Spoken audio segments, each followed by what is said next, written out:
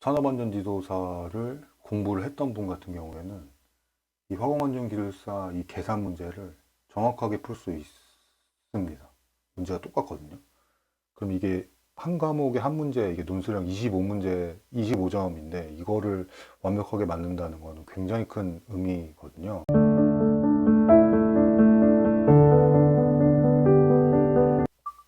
예, 화공안전연구소의 홍프로입니다.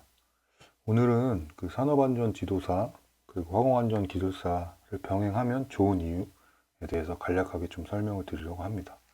제가 지난 영상에서 화공안전기술사 취득했을 때의 장점에 대해서 좀 설명을 드렸는데요. 그 설명 드리면서 이제 산업안전지도사를 간략하게 좀 설명을 드렸었거든요. 근데 이제 산업안전지도사랑 화공안전기술사를 병행을 하면 상호 보완되는 좀 부분이 있거든요. 산업안전지도사 같은 경우에는 1차 필기 시험을 준비를 하시면 산업안전보건법에 대해서 심도 있게 공부를 하실 수 있습니다. 그럼 이제 화공안전기술사 같은 경우에 최신 트렌드가 산업안전보건법에서 굉장히 사실 좀 출제가 많이 되거든요. 그래서 이 부분에 대해서 좀 많이 도움을 받을 수 있습니다. 그리고 두 번째는 이제 산업안전지도사 같은 경우에는 문제와 답의 출처가 명확하거든요.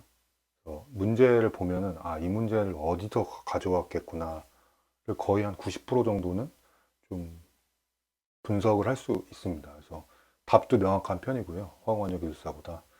산업안전기술사 지도사 같은 경우에는 문제랑 답의 출처가 명확하기 때문에 화공안전기술사를 준비를 하시는데 조금 더 도움을 많이 보실 수 있습니다. 화공안전기술사 같은 경우에는 문제 답의 출처가 좀 불명확한 부분이 되게 많거든요. 대신 이제 화공안전기술사 범위가 한 이 정도라고 보시면 이제 산업안전지도사 같은 경우에는 이제 화공안전기술사보다는 좀 범위가 좀 좁거든요. 이 정도.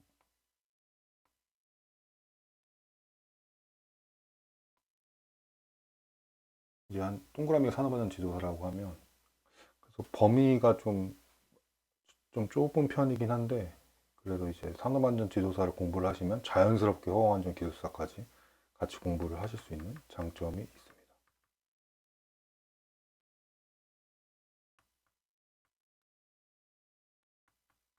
이 정도.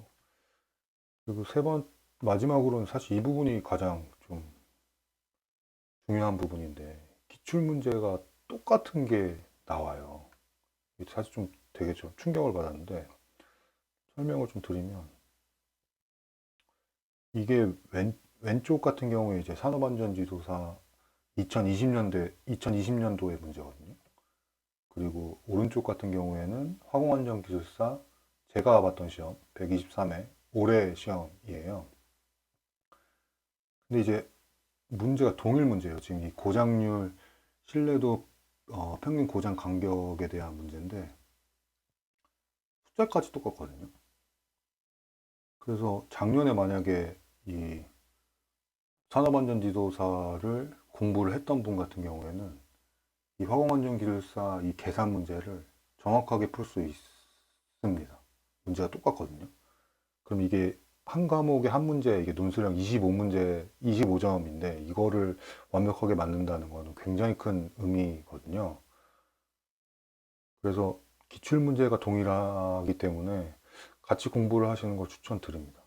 사실 이게 예외적으로 이렇게만 나온 게 아니라 제가 몇 개를 조금 한번 정리를 해봤는데요. 이게 왼쪽이 산업안전 지도사고 오른쪽이 화공안전 기술사거든요. 지금 3번 같은 경우에 위험관리 시스템에서 선행지표와 후행지표의 용어의 정의를 쓰시오 이렇게 됐잖아요. 화공안전 기술사도 선행지표와 후행지표를 설명하시오 똑같거든요.